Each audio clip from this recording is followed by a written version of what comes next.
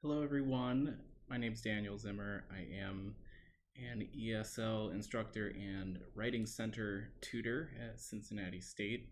I have this presentation for you today about how to cite sources in your writing. Now, this is part one. I'll explain part two in just a moment. Also happy to have gotten this camera working, so hopefully you can see me talking to you, and hopefully it's not unbearable to look at. But let's jump right in here. First, let's talk about the word cite. What does cite mean? Cite is a verb. To cite something means to write or say words from a book or an article or an author, or it means to mention something, especially as an example or to support an idea or opinion. And you can see down at the bottom here, I have put that's from learnersdictionary.com. So I am citing Learner's Dictionary. I'm using words from a different place, and I'm showing where I got it from. So in this presentation and in part two, we're going to answer a couple questions. One is simply, what are citations? We're going to look at the answer to that question and better understand how to use citations in your paper. And we're going to talk about when and how to use those citations. This is part one. Part one focuses on the works cited page. Part two is going to focus on something called in-text citations. Those are two different aspects of citing outside sources in your writing. But today, we're just focusing on the works cited page. So here are some thoughts to consider, some things to think about. We have this lady over here. She's saying, let's all save us some time and agree that I know everything. Okay, ha ha ha. That makes arguing or discussing things a lot easier, right? That's like, I've heard people say, you can agree with me or you can be wrong. Ha ha. But look, you might know a lot, but you don't know everything. None of us do. In our writing, we often need outside information. We often need to get information from outside sources and show that in our writing. That's just part of how it is. None of us knows everything. So we can see this lady is wrong. I forgot I had this in here. Here's Whitney Houston saying, I want to see the receipts. In other words, if you have information in your paper, you've got to show where you got it from. You've got to show proof that what you have to say is true, that you're not just making it up. And it's unavoidable that you're going to use outside information in your writing. So in academic writing, you have to account for your sources. So this doesn't just mean in writing things for your classes, like your English composition classes. This means writing anything that's going to be read by people in an academic setting. So this could be research in any discipline. It's not going to be accepted or published or read by anybody if you don't show where you got your sources, or where you got your information, I should say. So there's some questions that you have to answer in your writing. One of those questions is, what sources did you consult? What outside information did you look at to put together this paper? And that could be a research paper, that could be a persuasive essay, it could be a narrative, it could be an essay describing problems and solutions. Any writing where you're using material from somebody else, you must show where you got it from. And I'm going to say that a lot. I'm going to repeat it a lot because it's really important, especially when you're a student. The other question you have to answer is, which parts of your paper include info from outside sources? So it's not enough just to say, here are all of my sources, here's all the places I got info from. You also have to specify which information came from which source. Why do we cite sources? Well, for one thing, we need to give credit where it's due, and that is to avoid plagiarism, which is a word that you're going to hear a lot. Plagiarism is copying other people's words or ideas without giving them credit. In school, that's a great way to get a 0 on your homework, or in some cases at some institutions, if you plagiarize things, they'll just kick you out of the program. But the other reason is that when you show where you got information, you make yourself more credible. Credible means believable. More people are going to believe you, whatever you're writing about. They're gonna see you as more of an authority on something if you show, look, I'm not just making this stuff up. I did my research. Here's the research I did. Here's where I got this information. It also helps the reader learn more about your topic. When you have sources related to your writing, if your reader is curious about your topic, they can go look for more information at these places. So you're helping spread knowledge. Also, it makes your ideas stand out. It just strengthens your writing, makes things clearer. So let's get to the main focus of today's presentation, the works cited page. This is something that a lot of people come to the Writing Center with questions about. The short explanation for what your works cited page is that it's a list of sources. That's it. It is a separate document that comes at the end of your essay. So the works cited page, notice it's called a works cited page. It means it's its own separate page. Your works cited page might be a few pages. It might be works cited pages, but the point is that it needs to be separate from the rest of your essay. Each source that you use in your works cited page is going to get its own entry. And each entry on the page is going to show that information about your source in a specific order and with a specific format. I'm going to explain that today. We have those rules about how we show this information for a lot of reasons.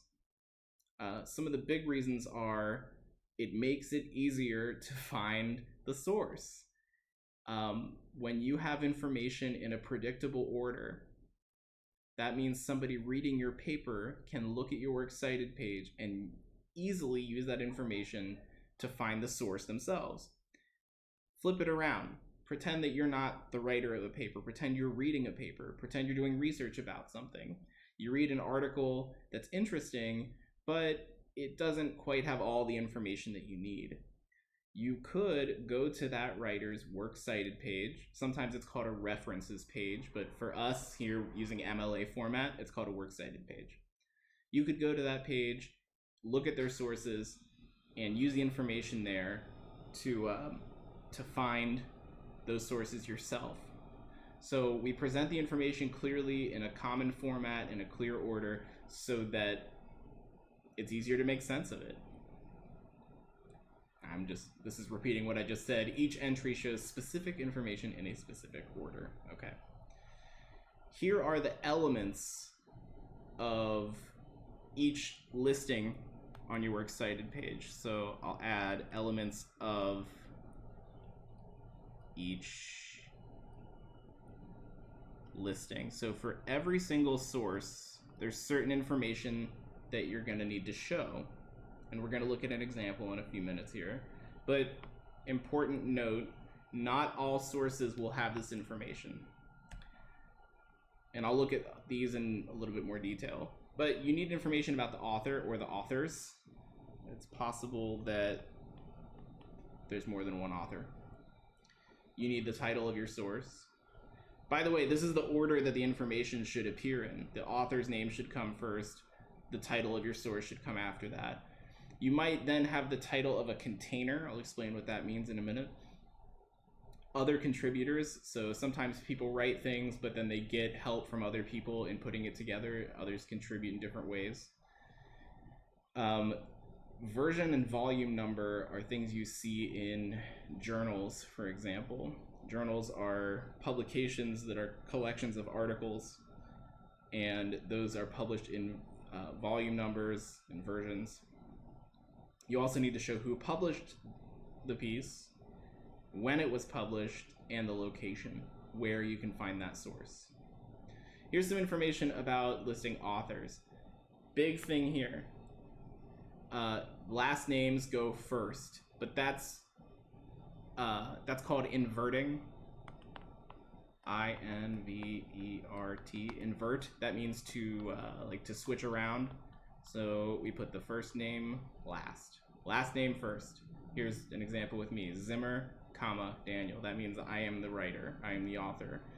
The thing is that companies and corporations don't get their names inverted. So, you know, if you were reading some research that was published or written by somebody at Procter and Gamble, and you didn't have their name, you just had Procter and Gamble, you wouldn't switch it around and do Gamble and Procter. You would just leave it as is. What do you do if there are 2 authors or 3 authors? Very simply, you invert the first author's name, but put the second author's name in the traditional order. So here we've got 2 people, Terry Pratchett and Neil Gaiman. Pratchett, comma, Terry, but then I have Neil Gaiman, first name, last name. All right. If there's no author, there's no problem. Just leave it out. You just move on to the next thing. That's true for any of these elements. So I showed you that list of things you need, but like I said, some of that information you're not going to be able to find about a certain source. If you can't find the date that it was published, then you wouldn't put that on there. If you don't have the name of the author, you just skip the author. Another thing you need is the source title. So there's some formatting rules here. If you have an article, an essay, a short story, TV episode, a poem, a web page, a video, basically anything that's on kind of shorter, you're going to put those in quotation marks. If I have politics and the English language as an essay by George Orwell, I'm going to put that in quotation marks. Longer standalone works like movies, books, or an entire website, those get put in italics. You can see how the letters here are like slanted. They're not straight up and down. They are slanted. That's called italics. On your computer, if you highlight text and do Control plus the letter I on a Windows computer, or I think on a Mac, it's going to be Command I. You can make it in italics. I'll show you in a moment when we look at Microsoft Word how to do that. But those get put in italics. The movie Titanic, that's in italics. Or even if it's a popular movie, Avengers Endgame, or a novel like The Great Gatsby. Those are all longer works. They get put in italics. The container is not always going to be something you list, but sometimes you'll need to know it. Sometimes your source will be contained in a larger source. For example, if you are quoting an article that was in People magazine, well, the article is your source, but the magazine is the container, so you would need to list People magazine as the container. Or journal. A journal, like I said, it's a collection of articles. So in my field, ESL, there's a journal called TESOL Quarterly. TESOL's Teaching English to Speakers of Other Language. So if I read an article in TESOL Quarterly, I would need to cite that as the container for my article. If you have a story in a collection, you would need to cite the collection as a container. For example, let me see. The writer Kurt Vonnegut has a short story collection called Welcome to the Monkey House. So if I read a story in that collection, or it's like, I don't know, I want to say 15 stories in there, something like that, I would have the story itself, the title of that story would be my source, but then the title of the whole collection, Welcome to the Monkey House, that would be the container. Also, if you get an article off of a bigger website, the website title is potentially the container. For example, if I get an article off of npr.org, right, that's National Public Radio, but they have a website, npr.org. That's an R, not a V. That would be my container. All right. I was about to say any questions, then I realized this was a recording. But if you do have questions about any of these things, by the way, you can email me or you can comment on the YouTube video. All right. You might have information about other contributors. Examples of contributors might be editors, translators, or even performers. For editing, if you have a collection of articles by different writers about a certain topic, you probably had an editor or editors who put that all together. If you have a work that was written in one language and translated into English, you need to give credit to the translator. There are different versions of texts from other languages, and different translators translate things in different ways. That's why it's important to point out who the translator was. With performers, for example, if you were writing an article or an essay about a play, and a certain ensemble performed that play, you would need to show that it was their performance of it versus somebody else's. For example, Shakespeare is very famous. There are a lot of different versions of his plays, and maybe you're writing about a specific performance of a specific version of his play. You would need to list the theater or the theater troupe as performers. Here's some examples of what that looks like. You might have edited by Jimmy Joe McGee. I forgot I put that in there. That's just a name I made up. Or translated by Michel Gondry. Michel Gondry is a director. I don't know that he would translate anything, but whatever.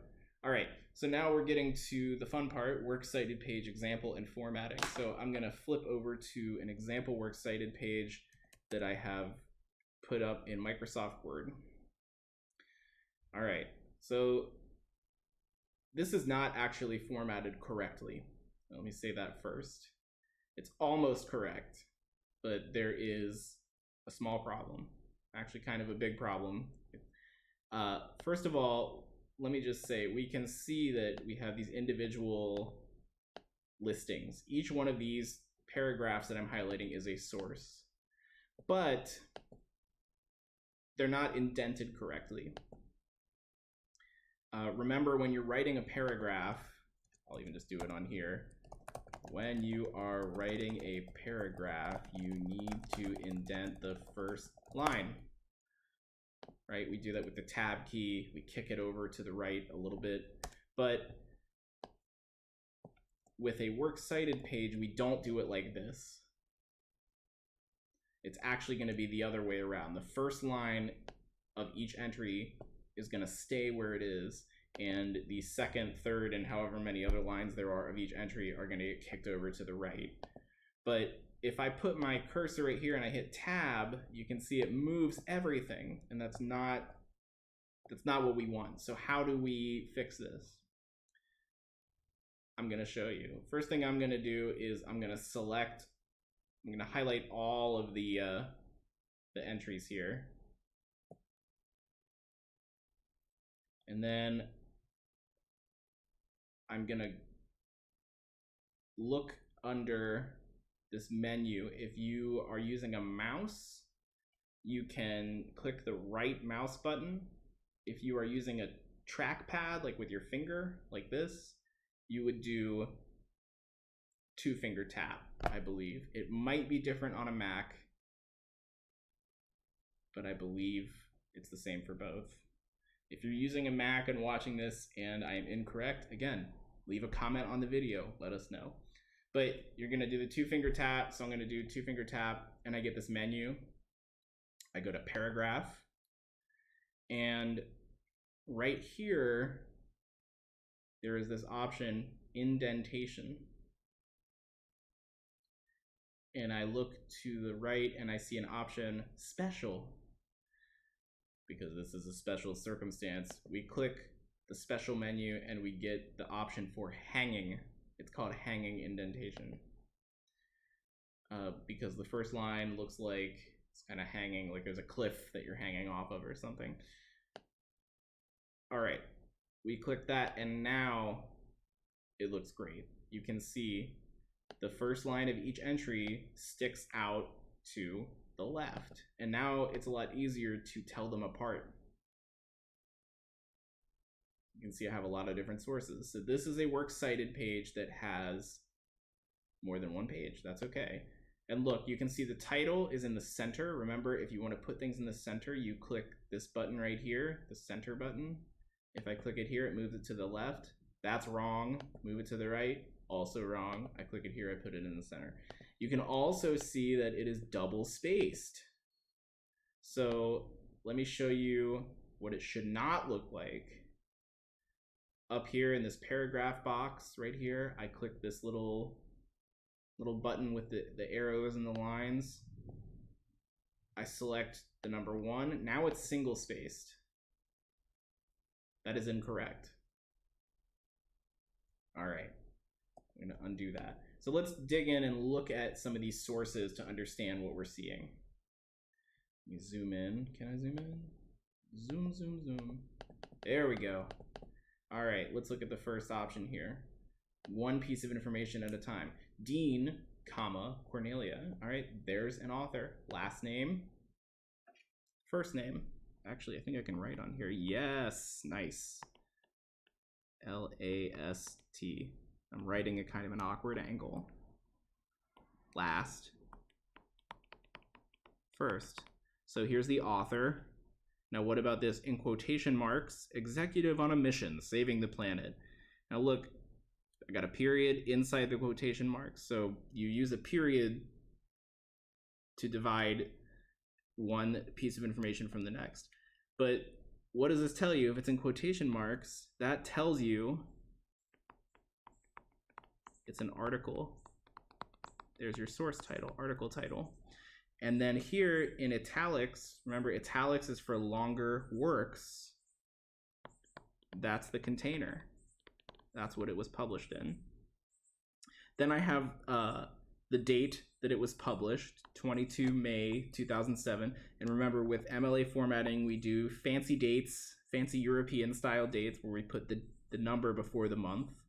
Right? In America, we put the month first, but in MLA format, we put 22 May 2007, comma, and then we have the web address. This is the location and the date that it was accessed. Let's look at a different example. Let me see. Another New York Times article. Okay, so here is a movie. It's a documentary, An Inconvenient Truth. A movie doesn't have an author, right? Maybe it has somebody who wrote a script, but it's not the same as an author. So we start with the title, and you can see it's a longer work. So it's a full-length movie, so it's in italics. And then I have directed by Davis Guggenheim. That is an example of when I talked about, I know my writing is terrible. I'm at such an awkward angle. Contributor, right? That's an example of a contributor. So usually you want to show the action that the contributor did. Did they direct it? Did they edit it? Or did they perform it? Paramount, that's like the publisher. It's not the publisher, it's the studio that, the production company, I should say, that made the movie, and the date. Let me see, look at one more here. All right, here's an example of a book. How do I know it's a book? Well, I see the author's name, but then I look right here and I see that it is a italicized title. That means it's longer, which means it's probably a book. I have Springer, 2005. Springer is the publisher. So I just found this example today. I found it online, this works cited page, but you can see how easy it is for me, even though I'm not familiar with some of these sources. I can look at the listing and I can look at the information that the order that the information is in, and I can tell what kind of source it is. I can do that because they're following the formatting rules. If they didn't follow the format rules, maybe I wouldn't know that this was a book title. I might think it was a movie. How would I know if it's a movie? I'd probably have directed by. I'd have a contributor, right? And also, I know that's the publisher because I know that it's a book. All right. Here's an example of something with 4 or more authors. That's 4 plus authors. Milk and Michael, comma, and then you see et al. Et al. Period. That's Latin. It's short for something in Latin that basically means and a bunch of other people. I don't remember exactly what it means, but the idea is that this Michael Milken guy is the kind of lead author of this, and then a bunch of other people contributed to it. So if you have more than 3 other authors, you can do that et al. All right, pop quiz, right? I see something in quotation marks. What does that tell me? 3, 2, 1. It means it's short. It's shorter. It means it's probably an article. If I keep reading, I see New Perspectives Quarterly. That's the container. So containers are usually in italics. Quarterly tells you that it's released every 3 months, right? Every quarter. It's a journal. And now I have volume 23, comma, number 4, and it was published in 2006. So you can, I'm going to show you a place where you can look at an example works cited page in a moment.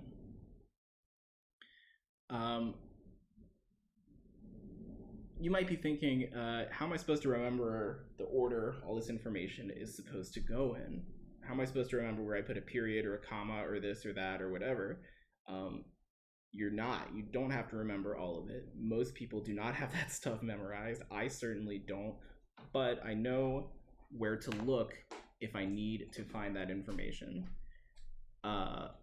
And I'm going to show you where you can do that right now. You can go to the Purdue University Online Writing Lab right here, Purdue OWL, O-W-L. And at first it might look like there is a lot of information on this page, but I'm going to show you what you need to look at. Right now the page I'm looking at is MLA Formatting and Style Guide. So some people have this information in a book form, but you can find it here. Everything you need to know is here on this website. So if you just Google Purdue OWL MLA, you should be able to find this. I will put a link to this website in the description of this video so you can look at it yourself. How do you know where to go? How do you know what to find here? Well, if we look to the left, we see this big old menu of options to the left of this orange bar. And you can see, can I zoom in? Yes, all right, zooming in on the menu. I can see I've got MLA style. We don't want APA style, we want MLA style. So if you follow each of these links, it'll take you to a different web page. And right now I'm in the style guide. For the works cited page, you can see I have a few options that start with MLA works cited page, MLA works cited page, MLA works cited page. If I go to basic format, let me zoom back out. We've got some basic rules, so you can read about the formatting things, right? Like it should be on a separate sheet of paper, it should have 1-inch margins, label the works cited page as works cited, double space it. So those are all formatting rules. If you want to get to the specifics of how to cite certain kinds of sources, just look back at your menu over here on the left. We've got books, periodicals. Periodicals are journals that are published regularly, electronic sources, and other kinds of sources, other common sources. So for example, I click on books, I go down a little bit, they give you some introductory information. They're like, please note these changes in the new edition. We're using commas instead of periods here. Okay, blah, blah, blah. Skip that information unless you really are curious about it. But look, you can see basic book format. And I have an example listing. It tells me last name, comma, first name, title of the book in italics, city of publication, comma, publisher, publication date. So you follow that format. You're going to write your information in that form. And then they start giving you more specifics. If it's a book with one author, you follow this format, and they give you an example. If there's more than one author, you can follow this format right here. If there are 3 or more authors, list only the first author, followed by the phrase et al. Oh, Latin for and others. There you go. Now we know. Look, I learned something while I was teaching you. Amazing, right? So I was incorrect earlier when I said if there are 4 or more. It's not 4 or more, it's 3. 3 or more authors. Here's an example. Wisaki and Francis et al. Writing new media, theory and applications, etc. All right, if I go back to my menu on the left side, I have other information. Electronic sources. A lot of people use websites. So here they give you some information about best practices. That means here's some good ideas, some things to think about if you're going to use electronic sources. But let's get down to the real nitty-gritty right here. Use the following format. This is the kind of thing you're going to want to look for on these pages. They're going to give you a lot of information, but if you know what to look for, it can make it a lot easier. This lists all the elements you need. You need the author name, you need the article name, you need the title of the website, you need, if there's a version number, you need that. And then you use this format. You put the author, period, title in quotation marks, title of container in italics, other contributors. So you just follow this order of information. So that is Purdue OWL. And if you are on Purdue OWL and you look right here on the left again, so I'm under MLA style. I go down, down, down, down, down, and I see MLA sample works cited page. So if you're thinking, oh, I need an example, how am I going to remember this? Have no fear, my friends. You go right here to MLA sample works cited page. That's where I got this, but the one in Microsoft Word, that's right, I just copied and pasted this. So here's an example works cited page. And if you want to see what it really looks like in a document, you can just highlight it and copy and paste it into Microsoft Word, and it should keep the formatting correct. But this is also correct formatting. You can see I have works cited at the top, I have double spacing, I have hanging indentation. The first line of each entry is kicked over to the left, and the subsequent lines are kicked over to the right. So you can use this information to help you format your page. Now let me show you, you're gonna see this ad, cite your source automatically in MLA. Now, believe it or not, you can use a website to create your works cited pages automatically, which can save you a lot of time. But as Uncle Ben said in Spider-Man, with great power comes great responsibility, right? I think actually he didn't say that. I think Voltaire said that. Anyway, power and responsibility. You have technological power, but you need to use it responsibly. Fortunately, there's this little article right here, using citation machines responsibly. They're not perfect. And my recommendation is that you learn how to write the citations yourself by hand and decide what information you need to put in there and learn how to follow the format before you start using the citation machine. But let me show you what that looks like. All right, so if we go to citation, if I just Google it, citation machine, I can find it. There are a lot of places things can go wrong here, so that's why I don't recommend it. And also there's always ads, which is really irritating. But I click create citations. I have a choose my source. Let's say I'm citing a book that I used.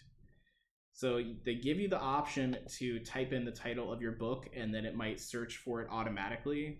But you can also click right here, I'll enter the source information manually. Now here, you want to be careful that you are citing things in MLA format. That's what I'm concerned about.